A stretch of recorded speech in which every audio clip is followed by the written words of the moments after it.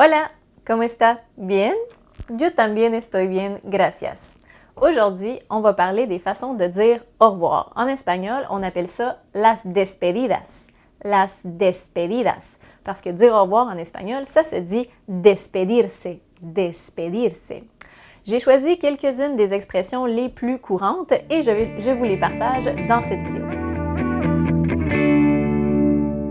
Dans une autre vidéo, on a déjà vu comment saluer les gens quand on les rencontre. Aujourd'hui, c'est vraiment quand on termine une conversation.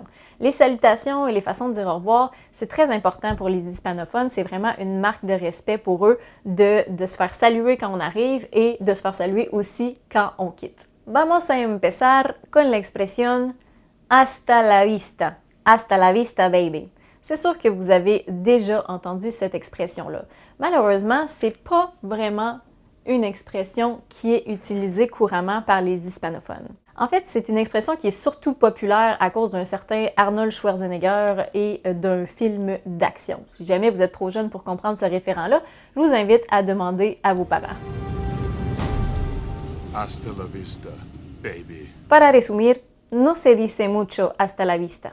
En fait, si tu dis hasta la vista, c'est comme si tu dis à ton interlocuteur que tu parles pas vraiment espagnol, mais que tu as entendu cette phrase-là à un moment donné. C'est comme dire no problemo avec un gros accent. Et d'ailleurs, même si tu le dis avec un bel accent, tu dis no problemo, c'est pas bon. Parce que la façon de dire il n'y a pas de problème, pas de souci, c'est en fait no hay problema.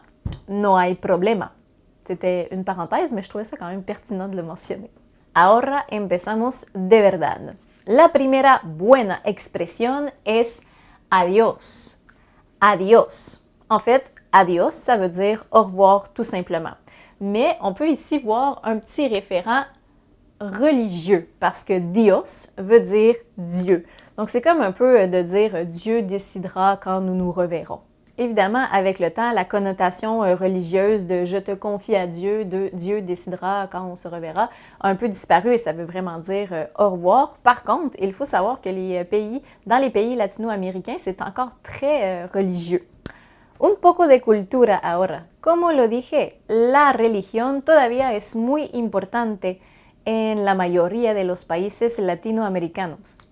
Por ejemplo, en Guatemala, hay un promedio de 80% de la población que asiste a servicios religiosos por lo menos una vez a la semana. Una vez a la semana es enorme.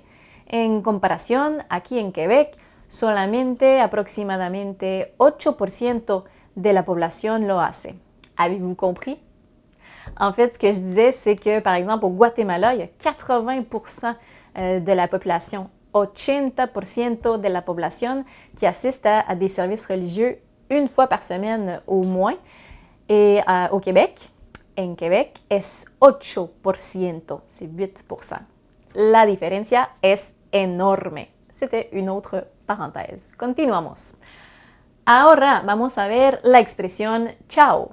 Chao, chao, se puede escribir A-O o A-U, pero no ciao así, porque eso es italiano. Cette écriture-là, c'est l'écriture italienne de ciao. Donc, ça veut dire bye, comme en italien, mais l'écriture est différente. L'expression ciao est plus informelle que adios ou les expressions qui vont suivre. Donc, c'est une expression à utiliser davantage avec la famille ou les amis. A utilizar con la familia y los amigos. Continuamos con la expresión hasta luego. Hasta luego, qui veut dire en fait à plus tard tout simplement. Fait à noter, hasta, utilisé seul ou dans un autre contexte, veut dire jusqu'à. Donc, hasta luego veut un peu dire jusqu'à plus tard. Donc, on se dit à plus tard, jusqu'à plus tard. Después, tenemos la expresión hasta pronto. Hasta pronto. Pronto veut dire bientôt. Donc, hasta pronto veut dire à bientôt. C'est peut-être un petit peu moins commun dans certains pays. Par exemple, au Mexique, je sais qu'ils préfèrent l'expression hasta luego à hasta pronto, mais ça se comprend très bien quand même dans les pays hispanophones. Después, tenemos la expresión hasta la próxima. Hasta la próxima. Aussi moins courant que hasta luego, mais ça peut quand même être utilisé pour dire à la prochaine. Une autre façon de dire à la prochaine, ou en anglais, see ya, serait nos vemos.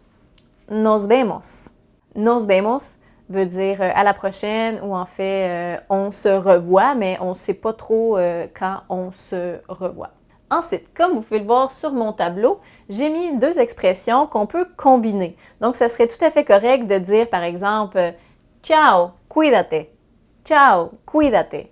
Qu'est-ce que ça veut dire, « cuídate » ? Ça veut dire « prends soin de toi ».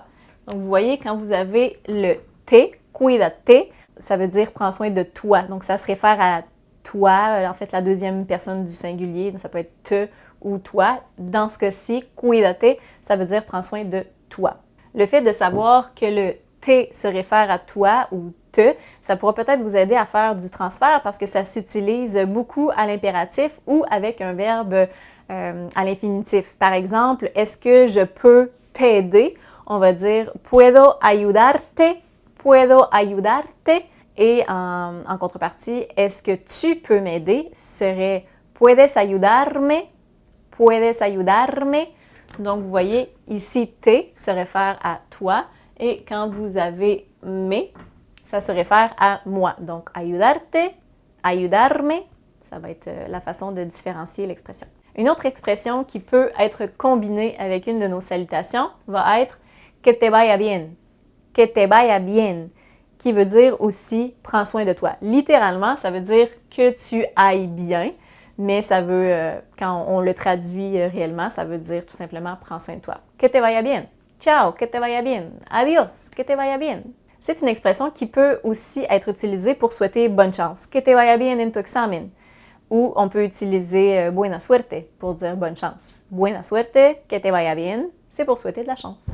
Donc, on a vu nos expressions qui sont au sens large, un peu vagues pour saluer quelqu'un qu'on ne sait pas quand on va revoir. Si jamais on va être plus précis, más preciso, pour l'école ou pour le travail, la escuela ou el trabajo, on peut donner plus de précision avec nos vemos. On se rappelle que nos vemos veut dire, par exemple, on se revoit. On peut dire nos vemos más tarde. Nos vemos más tarde, qui veut dire on se revoit plus tard. On peut aussi l'utiliser pour dire on se voit demain. Si on sait qu'on va se voir demain, on dit nos vemos mañana. Nos vemos mañana. Nos vemos mañana. On se revoit demain. Si on ne se revoit pas demain, mais qu'on sait à quel jour de la semaine on va se revoir, on utilise les jours de la semaine. Donc, nos vemos el lunes, nos vemos el martes, el miércoles, el jueves, el viernes, el sábado, el domingo. Ou si on sait que c'est la fin de semaine, mais qu'on ne sait pas quel jour, on peut dire nos vemos el fin de semana. Nos vemos el fin de semana. Je vous rappelle que el día, le jour, en espagnol, c'est masculin. Et c'est pourquoi on va dire nos vemos el lunes, el martes, etc. Parce que c'est un jour, c'est masculin. On ne va pas dire la lunes ou la martes, c'est el lunes, el martes, etc. Même chose pour el fin de semana. C'est une erreur que je vois beaucoup avec mes élèves. Ils vont avoir tendance à dire nos vemos la fin de semana. Parce qu'en français, on va dire la fin de semaine, mais fin en espagnol est masculin. Donc, très important de dire nos vemos el fin de semana. Nos vemos el fin de semana. Y finalmente, tenemos la expresión hasta mañana por la mañana. Hasta mañana por la mañana. Qu'est-ce que ça veut dire? En fait, ça veut dire à demain matin. En fait, c'est peut-être un peu étrange si vous ne le saviez pas, mais mañana veut dire demain, mais ça veut aussi dire matin. Donc, hasta mañana por la mañana, ça veut dire à demain matin. La seule chose qui différencie les deux mots, c'est que la mañana, c'est le matin. Donc, aquí, por la mañana, c'est le matin. Et el mañana, c'est le lendemain. On dit el mañana pour le lendemain parce qu'en fait, c'est comme dire el día de mañana, le jour du lendemain. Et comme día, je vous le rappelle, est masculin, on va dire el mañana pour le lendemain. Bref, tout ça pour dire que pour dire à demain matin, on va dire hasta mañana por la mañana. Bueno, así se termina este video sobre las despedidas. J'espère que ça vous a plu et surtout que vous avez appris quelque chose ou peut-être révisé, qui sait. On se revoit plus tard pour d'autres vidéos. Hasta luego!